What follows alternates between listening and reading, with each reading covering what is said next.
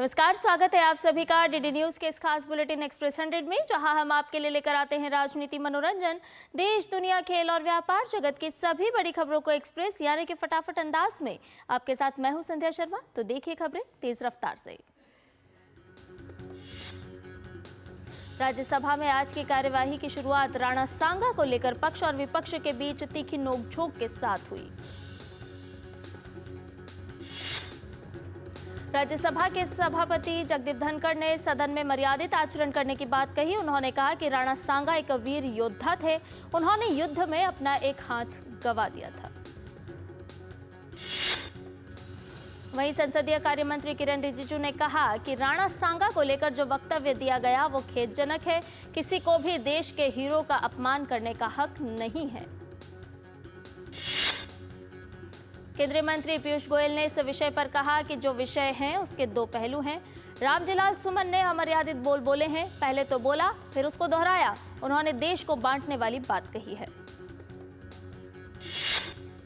वहीं भाजपा के वरिष्ठ सांसद राधा मोहन ने कहा कि रामजीलाल सुमन के बयान पर उन्हें उसके लिए माफी मांगनी चाहिए। राज्यसभा में वायुयान वस्तुओं में हित संरक्षण विधेयक 2025 विचार और पारित किए जाने के लिए पेश होगा।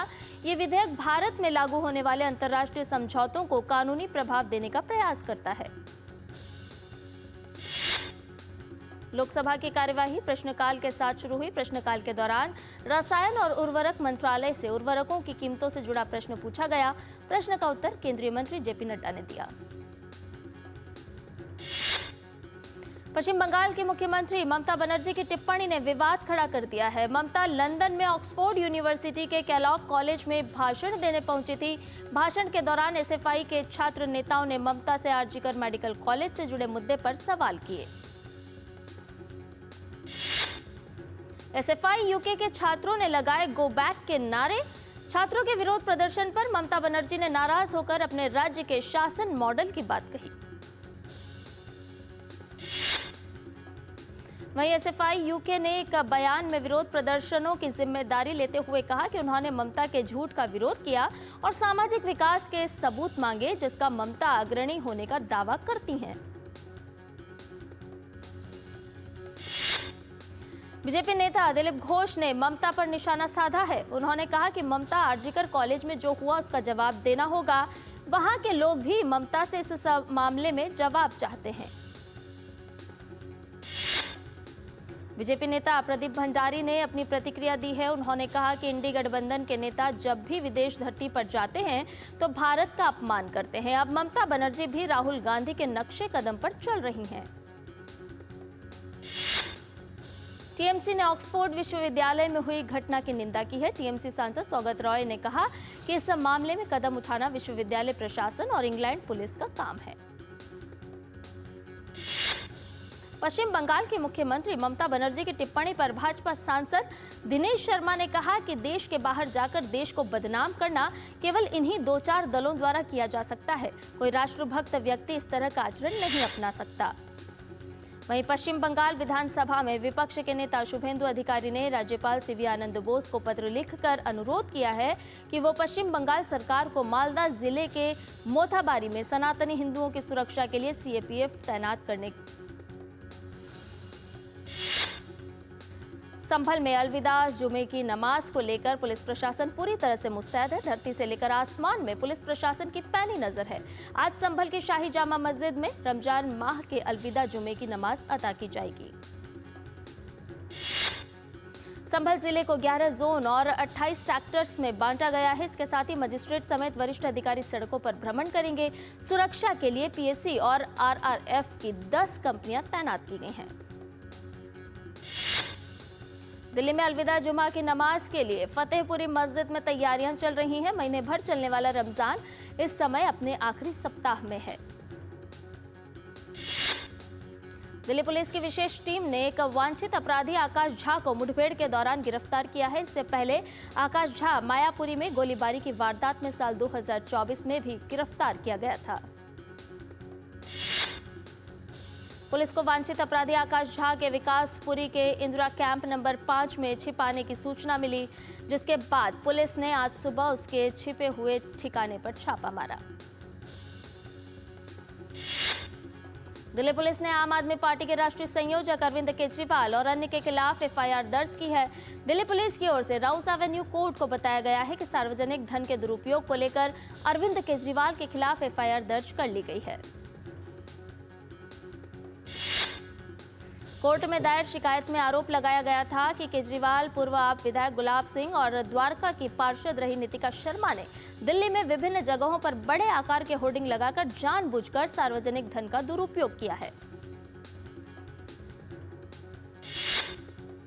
आज पंजाब में किसानों ने राज्य सरकार के खिलाफ प्रदर्शन की घोषणा की है। सभी जिलों में किसान प्रदर्शन करेंगे। पंजाब पुलिस ने 19 मार्च को शंभू और खनौरी बॉर्डर से प्रदर्शनकारी किसानों को जबरन हटाया था।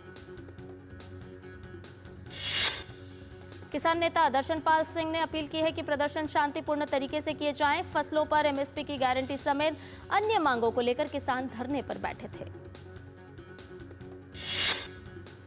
सुप्रीम कोर्ट ने कांग्रेस के राज्यसभा सांसद इमरान प्रताप गढ़ी के खिलाफ गुजरात के जामनगर में दर्ज एफआईआर केस को रद्द किया। उत्तर प्रदेश के मुख्यमंत्री योगी आदित्यनाथ ने आज लोक बंधु राजनारायण अस्पताल जाकर जहां फूड पॉइजनिंग की वजह से भर्ती बीमार बच्चों का हाल जाना। सीएम ने एक एक करके सभी बच्चों के पास जाकर उनसे बातचीत भी की। मुस्तफाबाद से भाजपा विधायक मोहन सिंह बिष्ट ने कहा, मुस्तफाबाद विधानसभा क्षेत्र का नाम बदलने के लिए मेरे द्वारा प्रस्ताव लाया गया है। 1998 से 2008 के बीच जब मैं विधायक था तब इस क्षेत्र का नाम करावल नगर था। गाजियाबाद जनपद में भोजपुर थाना क्षेत्र के गांव दतेड़ी स्थित एक कपड़ा फैक्ट्री में बॉयलर फट गया। इस घटना में 3 मजदूरों की मौत हो गई है, जबकि 6 लोग घायल हो गए हैं। चिली के राष्ट्रपति गैब्रियल बोरिक फॉन्ट प्रधानमंत्री नरेंद्र मोदी के निमंत्रण पर 1 से 5 अप्रैल तक भारत की राजकीय यात्रा पर आ रहे हैं। राष्ट्रपति बोरिक की 5 दिवसीय भारत यात्रा पर उनके साथ उच्च स्तरीय प्रतिनिधिमंडल भी भारत आएगा। रूसी राष्ट्रपति व्लादिमीर पुतिन इस साल भारत का दौरा करेंगे। 2022 में रूस यूक्रेन संघर्ष शुरू होने के बाद उनकी ये पहली भारत यात्रा होगी। विदेश मंत्री सर्गेई लावरोव ने ये जानकारी दी है। भारतीय स्पेस एजेंसी इसरो ने बड़ी कामयाबी हासिल की है। हाल ही में भेजे गए अंतरिक्ष डॉकिंग प्रयोग स्पेस डैक्स की 2 सैटेलाइट्स में से एक को चारों तरफ घुमाने के बाद फिर से अपनी पुरानी पोजीशन पर वापस लौटाया गया है। इस प्रक्रिया को रोलिंग या रोटेटिंग प्रयोग कहा जा रहा है। ये तकनीक भविष्य में होने वाले चंद्रयान 4 के नमूना वापसी मिशन और गगनयान के मानव अंतरिक्ष उड़ान अभियानों में महत्वपूर्ण साबित होगी। भारतीय सेना की ताकत को और बढ़ाने के इरादे से रक्षा मंत्रालय ने नाग मिसाइल सिस्टम और हल्के वाहनों की खरीद के लिए 2500 करोड़ की लागत वाले 2 समझौते किए हैं। All India Muslim personal law board ने भारत के सभी मुसलमानों से अपील की है कि वे वक्फ संशोधन विधेयक 2024 के विरोध में जुमातुल विदा पर काली पट्टी बांधे। महिला एवं बाल विकास मंत्रालय ने प्रधानमंत्री राष्ट्रीय बाल पुरस्कार के लिए आवेदन मांगे हैं। इसके लिए 1 अप्रैल से आवेदन प्रक्रिया शुरू होगी और आवेदन जमा करने की अंतिम तिथि 31 जुलाई रखी गई है। कर्नाटक में दूध की कीमतों में बढ़ोतरी पर पूर्व मुख्यमंत्री बसवराज बोम्मई ने कहा है कि हर परिवार, खासकर गरीबों पर बहुत बड़ा वित्तीय बोझ है। कर्नाटक अब भ्रष्टाचार और मूल्य वृद्धि के लिए जाना जाता है। केंद्रीय मंत्री प्रहलाद जोशी ने कहा, कर्नाटक में कांग्रेस की सरकार बनने के बाद से करीब 2 साल से दूध की कीमतें, पेट्रोल की कीमतें लगातार बढ़ रही हैं। एक तरफ वे गारंटी का वादा कर रहे हैं और दूसरी तरफ वे सब कुछ वापस ले रहे हैं। जम्मू कश्मीर के पुंछ जिले में मेंढर कस्बे में भारतीय सेना की रोमियो फोर्स ने मुस्लिमों और हिंदुओं के लिए इफ्तार पार्टी का आयोजन किया। मध्य प्रदेश के मंदसौर के शक्करखेड़ी गांव में सिंचाई परियोजना की पाइपलाइनों में आग लग गई। मौके पर दमकल की गाड़ियां पहुंची और आग बुझाने का प्रयास किया गया। मुजफ्फरनगर में एक महिला ने अपने पति पर पहले 3 तलाक देने, फिर हलाला कराने और इसके बाद दोबारा फोन पर 3 तलाक देने का आरोप लगाया है। पीड़िता ने पुलिस थाने में शिकायत दर्ज कर सख्त कार्रवाई की मांग की है। भाजपा नेता शहजाद पूनावाला ने सपा अध्यक्ष अखिलेश यादव के बयान पर कहा कि अखिलेश यादव वोट बैंक में इतने लीन हो चुके हैं कि सनातन का करो अपमान, यही बन चुकी है उनकी पहचान। श्रीनगर के प्रसिद्ध डल झील में पर्यटक आज एक शानदार धूप वाले दिन शिकारा सवारी का आनंद लेते हुए नजर आए। जम्मू कश्मीर के विभिन्न हिस्सों में रात भर चली तेज हवाओं के कारण शहर के पेड़ गिरने की घटनाएं देखी गई। बहाली कार्य जारी है। कांग्रेस सांसद प्रियंका गांधी वाड्रा ने केरल के वायनाड जिले में थावियनहाल ग्राम पंचायत के विभिन्न विकास कार्यों की आधारशिला रखी। सप्ताह के अंतिम कारोबारी दिन आज भारतीय शेयर बाजार में नजर आई तेजी। शुरुआती कारोबार में सेंसेक्स 10 अंकों की बढ़त के साथ 77,600 के पार, निफ्टी 15 अंक चढ़कर 23,600 पार कर रहा कारोबार। आरबीआई ने सूचीबद्ध कंपनियों में व्यक्तिगत विदेशी निवेशकों की निवेश सीमा को दोगुना कर 10% करने का फैसला लिया है। अभी यह 5% है। कोयला मंत्रालय ने की वाणिज्यिक कोयला खदान नीलामी के 12वें चरण की शुरुआत। इसमें 7 कोल संपदा वाले राज्यों के 25 कोल ब्लॉक्स को नीलामी प्रक्रिया में शामिल किया गया है। सेबी ने इंडसइंड बैंक के वरिष्ठ अधिकारियों के संभावित इनसाइडर ट्रेडिंग की जांच की शुरू। हाल में बैंक के डेरिवेटिव कारोबार में 2100 करोड़ की गड़बड़ी सामने आने के बाद ये फैसला लिया गया। करदाताओं को चालू वित्त वर्ष 2024-25 के लिए लंबित टैक्स से जुड़े कामकाज निपटाने में सुविधा देने के लिए देश भर में आयकर विभाग के कार्यालय 29 से 31 मार्च तक खुले रहेंगे।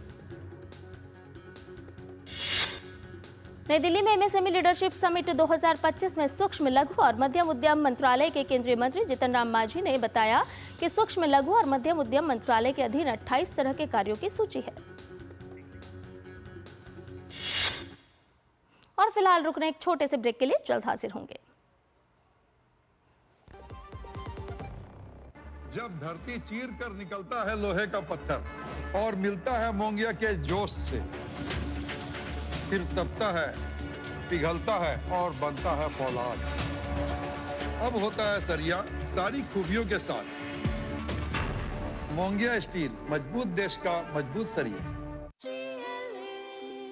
जो लक्ष्य चुना था समझ आने लगा है। जीएलए यूनिवर्सिटी, उच्च लक्ष्य की निश्चित प्राप्ति।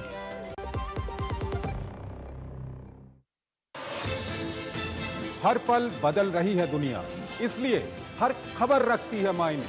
यूरोप से लेकर अफ्रीका, अमेरिका से लेकर एशिया, दुनिया के हर कोने से बड़ी खबरें, हर मुद्दे की गहराई से पड़ताल, लेटेस्ट अपडेट और सटीक विश्लेषण।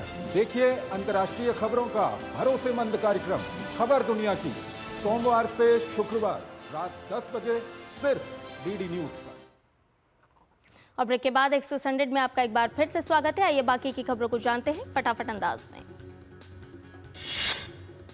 रेटिंग एजेंसी क्रिसिल की रिपोर्ट के मुताबिक अगले वित्त वर्ष 2025-26 के दौरान भारत के आईटी सेवा क्षेत्र में 6 से 8% की वृद्धि रहने का अनुमान है। क्रिसिल की रिपोर्ट के अनुसार अमेरिका और यूरोप जैसे प्रमुख बाजारों में उभरी अनिश्चितताओं और व्यापक आर्थिक चुनौतियों के बावजूद भारत के आईटी सेवा क्षेत्र में वृद्धि जारी रहेगी। अदानी ग्रीन एनर्जी लिमिटेड की नवीकरणीय ऊर्जा क्षमता बढ़कर 13,487.8 मेगावाट हुई। कंपनी ने कहा कि नई क्षमताओं के चालू होने के साथ उनकी कुल क्षमता में हुआ इजाफा। ऊंची कीमतों और वैश्विक अनिश्चितताओं के कारण जनवरी से मार्च तिमाही में 7 प्रमुख शहरों में मकानों की बिक्री 28% घटी।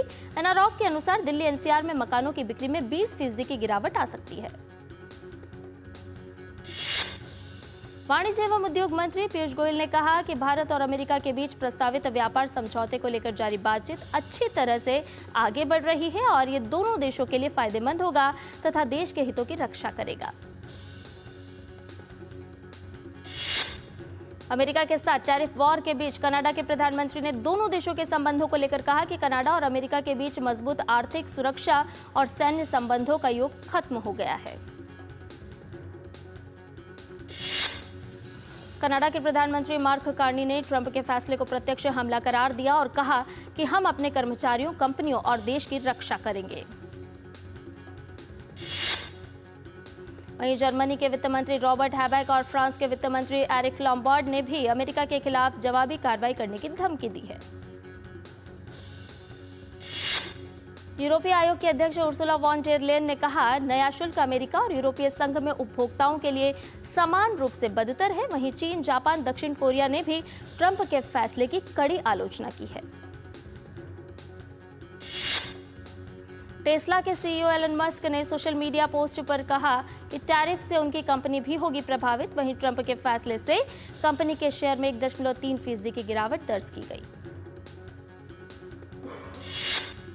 ऑस्ट्रेलिया में 3 मई को आम चुनाव के लिए होगा मतदान। प्रधानमंत्री एंथनी अल्बनीज ने राजधानी कैनबरा में गवर्नर जनरल से मिलने के बाद तारीख की घोषणा की। प्रधानमंत्री एंथनी अल्बनीज ने ऑस्ट्रेलिया 47वीं संसद को भंग करने का भी ऐलान कर दिया है। ऑस्ट्रेलिया में मुख्य मुकाबला सत्ताधारी लेबर पार्टी और कंजर्वेटिव पार्टी के बीच होगा।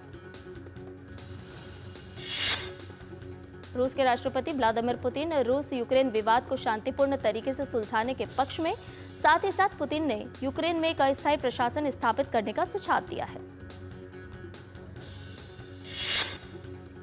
राष्ट्रपति पुतिन ने कहा, रूस यूक्रेन विवाद को सुलझाने के लिए यूरोप के साथ मिलकर काम करना चाहता है, लेकिन यूरोपीय संघ असंगत तरीके से काम कर रहा है। गाजा में हमास के खात्मे का इजराइल का अभियान जारी। इजराइल ने हमास के प्रवक्ता अब्दुल लतीफ रजब जुमा कुनोक के मारे जाने का दावा किया। आईडीएफ ने कहा कि अब्दुल लतीफ रजब जुमा कानो वर्षों तक आतंकवादी गतिविधियों के लिए उकसाने, गलत सूचना के प्रसारण के लिए मीडिया प्लेटफॉर्म का उपयोग करता रहा था। अमेरिकी विदेश मंत्री मार्को रूबियो ने रमेशा ऑस्टर्क को गिरफ्तार किए जाने के मामले में दी टिप्पणी। मार्को रूबियो ने कहा कि हमने रमेशा ऑस्टर्क को F1 वीजा रद्द कर दिया है।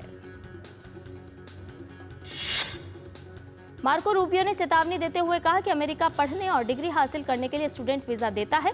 अगर स्टूडेंट वीजा लेकर आए छात्र आंदोलनों में भाग लेते हैं, विश्वविद्यालयों में अराजकता फैलाते हैं, तो उनका वीजा रद्द कर दिया जाएगा। मार्को रूबियो ने कहा कि सभी देशों को अराजक तत्वों को निकालने के लिए कड़े कदम उठाने चाहिए। उन्होंने कहा कि अमेरिका ने अब तक 300 से ज्यादा वीजा रद्द कर दिए हैं। अमेरिका के उपराष्ट्रपति जेडी वेंस के ग्रीनलैंड के दौरे से पहले देश के सांसदों ने एक नई सरकार बनाने पर सहमति जताई, ताकि वे एकजुट होकर अमेरिका के राष्ट्रपति डोनाल्ड ट्रंप के आर्कटिक द्वीप पर कब्जा करने के प्रयासों को रोक सके। भारतीय महिला पहलवान ऋतिका हुड्डा ने सीनियर एशियन रेसलिंग चैंपियनशिप में जीता रजत पदक। किर्गिस्तान के पहलवान से मिली हार। ऋतिका ने फाइनल तक बिना अंक गंवाए बनाया स्थान।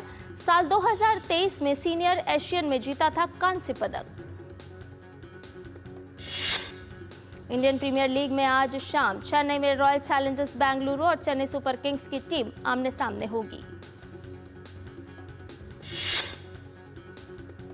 चेपॉक के मैदान पर आरसीबी की टीम सीएसके की टीम को 2008 के बाद से अब तक नहीं हरा पाई है।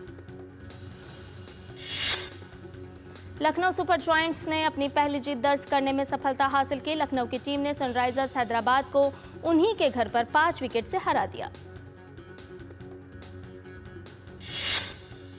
लखनऊ की ओर से शार्दुल ठाकुर का जबरदस्त प्रदर्शन, चटकाए 4 विकेट। फिलहाल पर्पल कैप पर शार्दुल का नाम।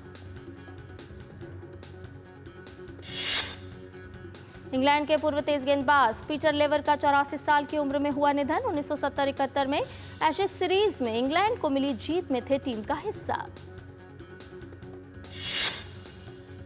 खेलो इंडिया पैरा गेम्स 2025 का हुआ समापन। खेल राज्य मंत्री रक्षा निखिल खड़से ने विजेताओं को किया सम्मानित। हरियाणा ने हासिल किया पहला स्थान। राष्ट्रीय बधिर एथलेटिक्स व स्विमिंग चैंपियनशिप में पुरुषों के 800 मीटर फ्री स्टाइल में आहिल शेख ने जीता स्वर्ण पदक। स्पेनिश ला लीगा में बार्सिलोना ने ओसासुना के खिलाफ 3-0 की बड़ी जीत दर्ज की। बार्सिलोना की टीम इस जीत के साथ अंक तालिका में शीर्ष पर बनी हुई है। बार्सिलोना की ओर से फेरान टोरेस, डैनी ओल्मो और रॉबर्ट लेवांडोव्स्की ने गोल करने में कामयाबी हासिल की। चैंपियंस लीग के अंतिम 16 के मुकाबले के दौरान दर्शकों की इस तरफ अभद्र व्यवहार पर रियल मैड्रिड के 4 खिलाड़ियों के खिलाफ शुरू की गई जांच। चोट के चलते आर्सेनल की टीम से दूर चल रहे बुकायो साका अगले हफ्ते फुलहाम के खिलाफ मुकाबले के लिए टीम के साथ जुड़ सकते हैं। मियामी ओपन से बाहर हुई ब्रिटिश खिलाड़ी एमा राडुकानु जेसिका पेगुला ने दी शिकस्त। 18 साल की उम्र में साल 2021 में यूएस ओपन जीतकर रचा था इतिहास। बेलारूस की आर्यन सबालेंका ने मियामी ओपन के फाइनल में बनाई जगह। जैस्मिन पाउलिनी को सेमीफाइनल मैच में 6-2, 6-2 से हराया। विश्व रंगमंच दिवस के मौके पर फिल्म निर्माता निर्देशक विवेक रंजन अग्निहोत्री ने अपने पहले थिएटर अपीयरेंस की दिखाई झलक। अभिनेता इमरान हाशमी की नई फिल्म ग्राउंड जीरो का पोस्टर हुआ जारी। फिल्म 25 अप्रैल को सिनेमाघरों में होगी रिलीज। साउथ अभिनेता विजय देवरकोंडा की फिल्म किंगडम में अभिनेत्री कीर्ति सुरेश आएंगी नजर। फिल्म 30 मई को सिनेमाघरों में होगी रिलीज। अभिनेत्री पलक तिवारी फिल्म भूतनी में आएंगी नजर। फिल्म से पलक का पहला लुक हुआ जारी। अभिनेता अजय देवगन की फिल्म रेड 2 का मोशन पोस्टर हुआ जारी। फिल्म 1 मई को सिनेमाघरों में रिलीज होगी। जूनियर एनटीआर ने अपने जापान दौरे का अनुभव साझा करते हुए कहा कि जापानी फैंस ने आरआरआर फिल्म देखने के बाद तेलुगु भाषा सीख ली है। जनवरी में सिनेमाघरों में रिलीज हुई शाहिद कपूर की फिल्म देवा 28 मार्च से ओटीटी प्लेटफॉर्म पर स्ट्रीम होगी। बेंगलुरु में 64वें सीसीएच सत्र न्यायालय ने सोना तस्करी के आरोपी रान्या राव की जमानत याचिका को खारिज कर दिया है। एक्टर सलमान खान ने बीते कई महीनों से जान से मारने की धमकी पर बात करते हुए कहा कि वो धमकियों से नहीं डरते और भगवान ने जितनी उम्र लिखी है उतनी तो रहेगी ही। अभिनेता सलमान अपनी अगली फिल्म में निर्देशक एटली के साथ करेंगे काम। फिल्म में कमल हासन और रजनीकांत जैसे बड़े सितारे नजर आएंगे। साउथ अभिनेता चियान विक्रम की फिल्म वीराधीरासुरन का प्रीमियर शो हुआ रद्द। साथ ही फिल्म कानूनी जटिलताओं में भी फंसती नजर आ रही है। अभिनेता राजकुमार राव और अभिनेत्री वामिका गब्बी की फिल्म भूल चूक माफ की रिलीज डेट आगे बढ़ी। ये फिल्म अब 9 मई को सिनेमाघरों में दस्तक देगी। सुभाष कपूर की court drama film jolly LLB की तीसरी कड़ी जॉली एलएलबी 3 इसी साल 19 सितंबर को सिनेमाघरों में दस्तक देगी। मार्वल स्टूडियो ने की एवेंजर्स के नए भाग की घोषणा। निर्माताओं ने फिल्म एवेंजर्स डूम्सडे की शूटिंग शुरू होने की दी जानकारी। हॉलीवुड के दिग्गज अभिनेता और निर्माता लियोनार्डो डिकैप्रियो ने अपना आगामी डॉक्यूमेंट्री 9 लिटिल इंडियंस के लिए फिल्ममेकर शैनन क्रिंग के साथ मिलाया हाथ।